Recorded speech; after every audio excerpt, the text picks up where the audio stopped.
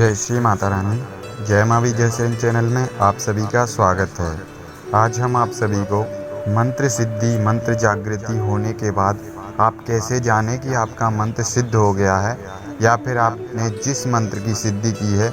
वो सिद्धि आपको प्राप्त हो चुकी है। तो आज हम आप सभी को इसी विषय पर बताएंगे कि कैसे आप सब ये जानकारी अपने स्वयं के माध्यम से कैसे प्राप्त कर सकते हैं, कैसे जान सकते हैं कि मंत्र सिद्ध हो गया, सिद्धि प्राप्त हो गई कि नहीं। तो जैसा कि आप सभी जानते हैं कि साधना हर व्यक्ति करता है, पर साधना करने के बाद उसके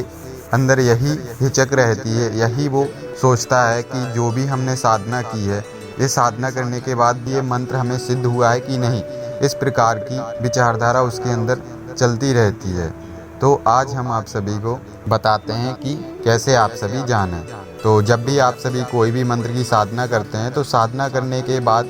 जब आपकी साधना पूर्ण हो जाती है तो पूर्ण हो जाने के बाद आपको आपके मंत्र के बारे में पता लगाना होगा कि मंत्र चैतन्य हुआ है, जागृत हुआ है कि नहीं हुआ है। तो उसमें आपको मंत्र दो प्रकार से होते हैं, एक होता है मंत्र कार्य सिद्धि वाला और एक होता है सिद्धिदायक। तो आपके लिए सबसे पहले ये पता लगाना होगा कि जो आप जिस मंत्र की साधना कर रहे थे वो साधना में जो आप मंत्र जाप कर रहे थे वो मंत्र सिद्धिदायक है या फिर कार्य सिद्धि करने वाला। जब आपके लिए इन दोनों में से पता चल जाएगा कि आपका मंत्र कार्य सिद्धि वाला है या सिद्धिदायक, जब आपके लिए कन्फर्म हो जाएगा तो उसके बाद आपको क्या करना है। अगर आपका मंत्र कार्य सिद्धि वाला है तो उसके लिए आपके अंदर जो भी जिज्ञासा है या जो भी आपका कार्य रुका हुआ है, जिस कार्य के लिए आप परेशान हैं, आपके परिवार के कोई सदस्य का कोई कार्य रुका हुआ है या फिर छोटा कार्य हो या बड़ा कार्य हो, तो हो सके तो आप पहली बार कोई छोटा ऐसा कार्य करिए जो जैसे कि आपका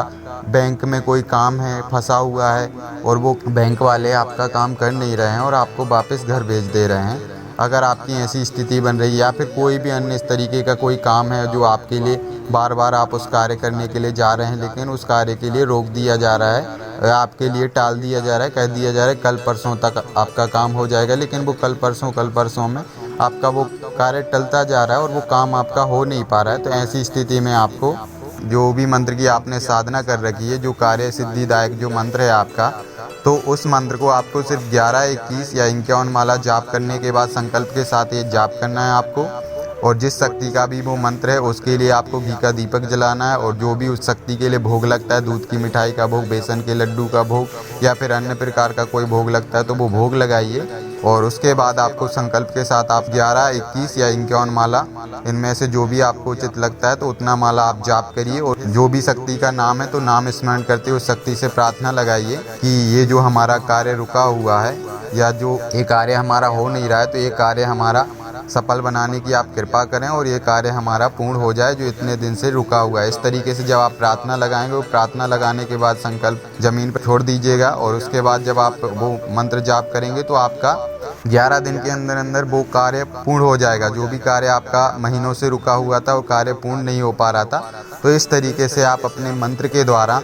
आप स्वयं से ही पता कर सकते हैं कि आपका मंत्र कार्य करता है कि नहीं कर रहा है। तो इस तरीके से आप सभी मंत्र सिद्धि के बारे में पता लगा सकते हैं कि आपका मंत्र कार्य करता है कि नहीं करता है। और दूसरा जो मंत्र सिद्धिदायक होता है तो सिद्धिदायक मंत्र में भी आप सभी इसी तरीके से प्रयोग कर सकते हैं मंत्र का। जैसे आपके घर में या फिर आपके आसपास किसी पड़ोसी के घर में या फिर आपके किसी रिलेटिव के घर में लड़ाई झगड़ा हो रहा है, बिना वजह की लड़ाई झगड़ा होते हैं और बहुत ज़्यादा उनके घर में नकारात्मकता फैली है, तो ऐसी स्थिति में जो भी आपने सिद्धिदायक मंत्र की जो साधना कर रखी है तो उस मंत्र का आपको सिर्फ 11 माला जाप करना है और 108 हवन आहुति करनी है। और हवन आहुति करने के बाद ये मंत्र भी आपको जाप जो करना है वो भी संकल्प के साथ करना है। और उसके बाद आप जिसके घर में भी लड़ाई झगड़ा हो रहा है, उसके घर में बिना वजह की लड़ाई झगड़ा हो रहा है, तो उस घर के लिए आप प्रार्थना लगाइए। जिस शक्ति की भी आपने वो सिद्धिदायक मंत्र की साधना कर रही तो उस शक्ति से प्रार्थना लगाई कि जो इनके घर में बिना वजह के लिए जो लड़ाई झगड़ा हो रहे हैं और जिस कारण से भी हो रहे हैं तो इनके घर में वो लड़ाई झगड़ा शांत करिए और इनकी जो भी स्थिति की वजह से इनके घर में लड़ाई झगड़ा हो रहा है तो वो स्थिति ठीक करिए। इस तरीके से जब उस शक्ति से आप प्रार्थना लगाएंगे और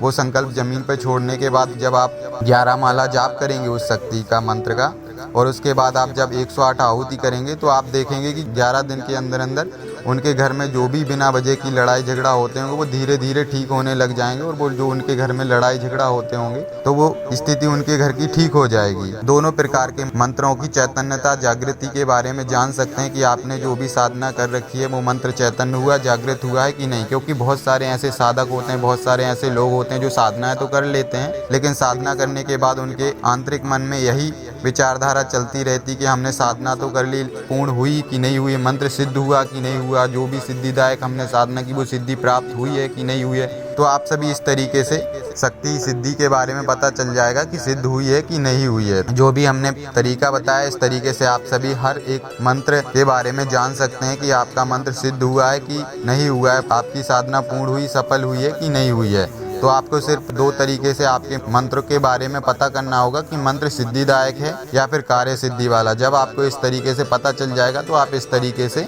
उस मंत्र के द्वारा आप सभी जब कार्य करेंगे तो कार्य वो आपका सफल होगा। सफल होने के बाद जिससे आपके अंदर एक कॉन्फिडेंस आ जाएगा और आपको बहुत ज़्यादा प्रसन्नता होगी कि जो भी हमने साधना की है वो साधना हमारी सफल हुई, और आगे की साधना करने के लिए आप अग्रसर हो जाएंगे, और इस तरीके से आप मंत्रों से कार्य लेना भी सीख जाएंगे। तो आप सभी इस तरीके से अपने मंत्रों की सिद्धि और जागृति के बारे में जान सकते हैं। तो अगर आप सभी को हमारे द्वारा दी हुई जानकारी अच्छी लगी हो तो वीडियो को लाइक कीजिए, शेयर कीजिए। अगर आप चैनल पर नए हैं तो चैनल को सब्सक्राइब कीजिए। जय श्री माता रानी।